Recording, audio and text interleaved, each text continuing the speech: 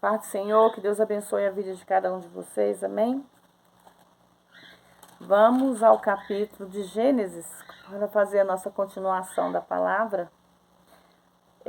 Versículo 8, capítulo 20, o sacrifício de Noé. E edificou Noé um altar ao Senhor e tomou todo animal limpo e de toda a terra, de toda a ave limpa e ofereceu holocausto sobre o altar. E sentiu o Senhor o aroma suave, seu coração, e disse o Senhor em seu coração: não tomarei mais amaldiçoar a terra por causa do homem, porque a imaginação do coração do homem é má desde sua mocidade. Nem tornarei mais a destruir todo vivente, como tenho feito. Enquanto a terra durar a sementeira e a ceifa, o frio e o calor, o verão e o inverno, o dia e a noite não cessarão. Capítulo 9. A aliança de Deus com o homem. Abençoou Deus Noé e seus filhos e lhe disse: sede fecundos, multiplicai e enchei a terra. O seu temor e o seu pavor serão sobre todo o animal da terra e sobre toda a ave dos céus e tudo que se move na terra e todos os peixes do mar. Nas vossas mãos são entregues. Tudo que se move e vive serve-o-á para mantimento. Tudo vos tenho dado, assim como a erva verde. Mas a carne com a sua vida, que é o seu sangue, não comereis. Proíbe ao homem comer o sangue, por várias razões. Entretanto, o principal motivo foi porque o derramamento de sangue nos sacrifícios caracteriza a grande expiação que se levará ao cabo em Cristo, pelo derramamento do sangue, sua vida. Irmãos, nesse capítulo fala sobre a derramação do sangue, porque certamente requererei o sangue de vossa vida da mão de todo animal. Requerei como também da mão do homem, e da mão de todo irmão, de cada um requerei a vida do homem. Neste versículo condena o suicídio, assim como o homicídio. Esta é uma solene declaração da santidade da vida humana. Deus está falando aqui sobre o ser humano tirar a própria vida, que é o suicídio.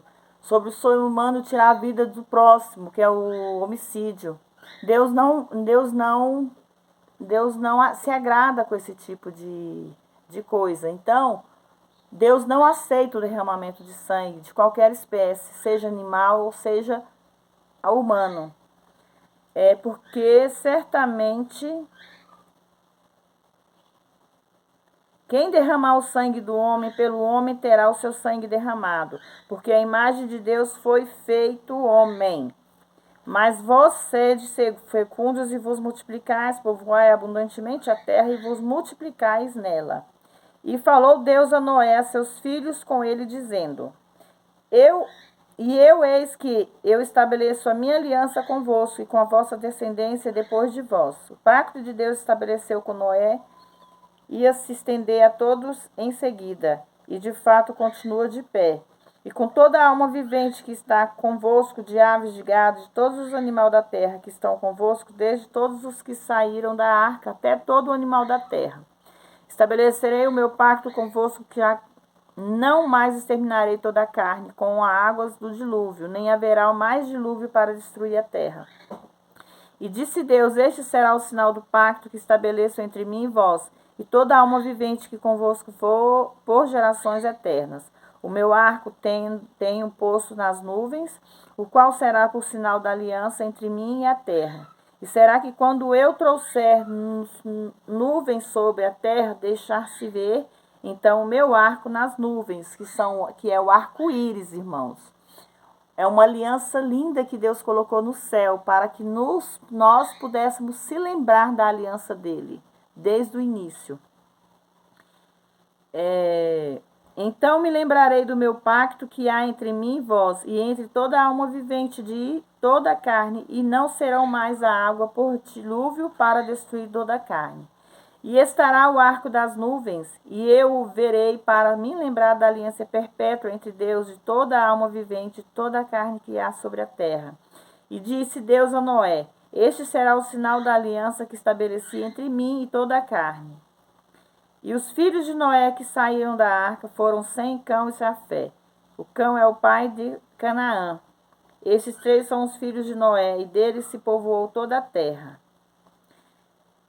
Então, nesse versículo aqui, Deus fala sobre a aliança que ele fez com Noé, né? Que foi não mais destruir a terra e os seres viventes com o dilúvio.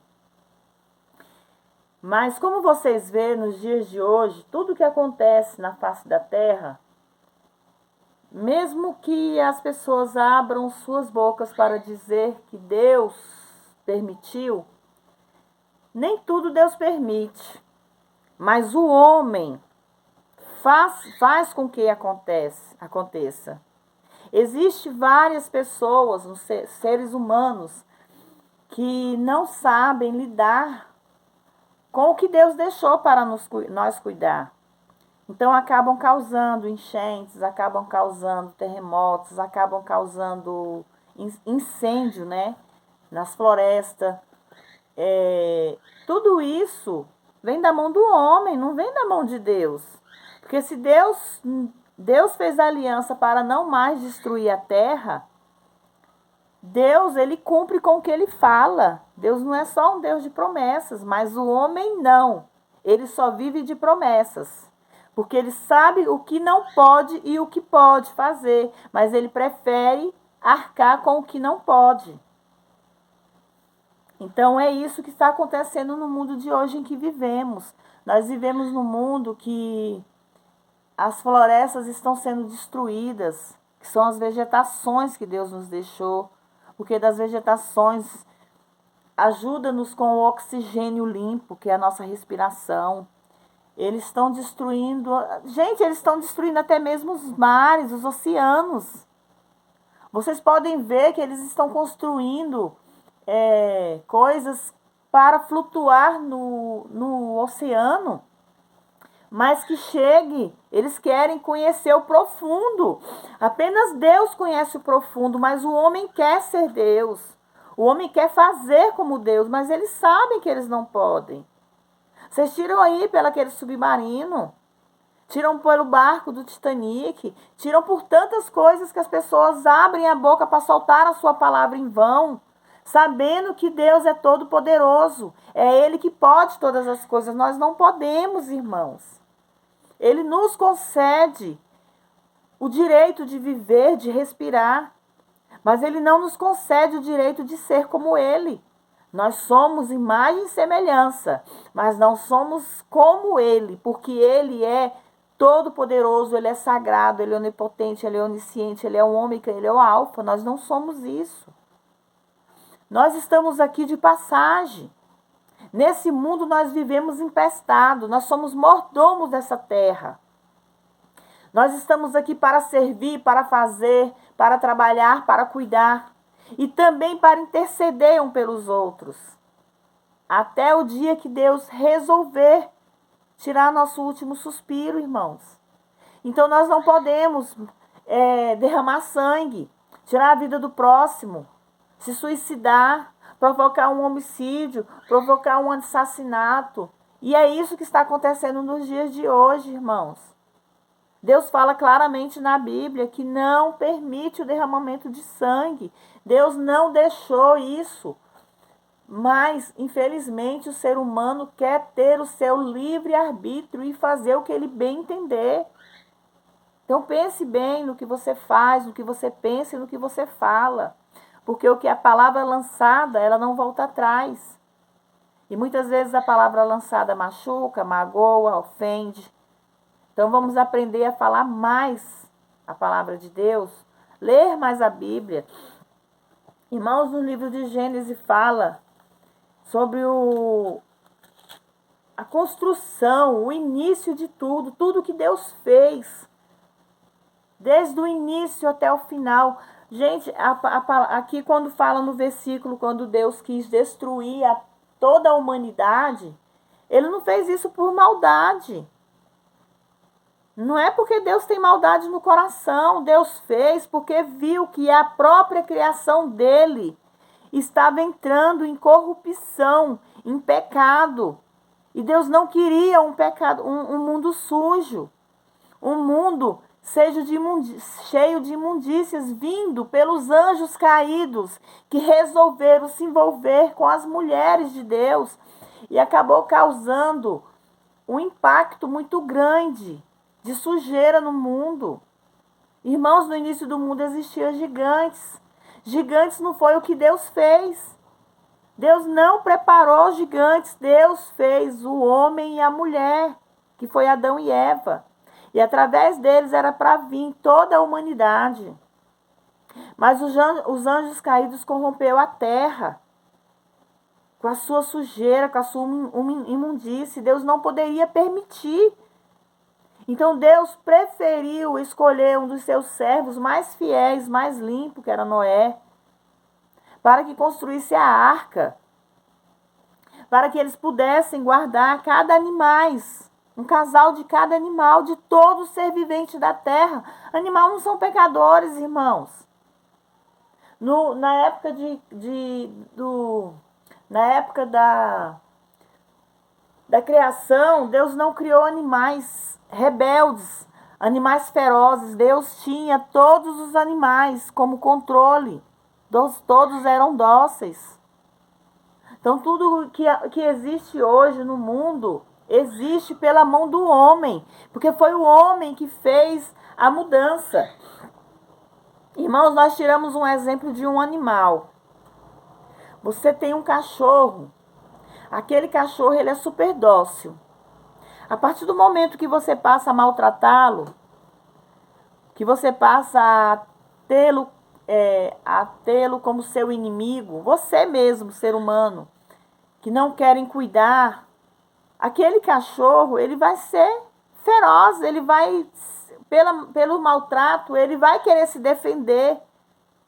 Então é o que acontece nos dias de hoje. Se existem pessoas más, existem também as consequências. As consequências vêm pelas nossas atitudes.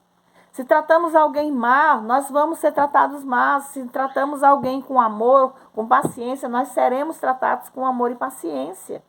E assim é o mundo de hoje, irmãos. Na época da primeira embriaguez, depois do dilúvio, que veio, e começou Noé a lavrar a terra e plantou uma vinha, e bebeu do vinho e se embriagou, e estava descoberto no meio de sua tenda. Esta é a primeira menção do vinho na Bíblia, ou de qualquer tipo de bebida que embriaga, visto que a primeira menção de uma bebida que intoxica na Bíblia revela esse episódio tão vergonhoso.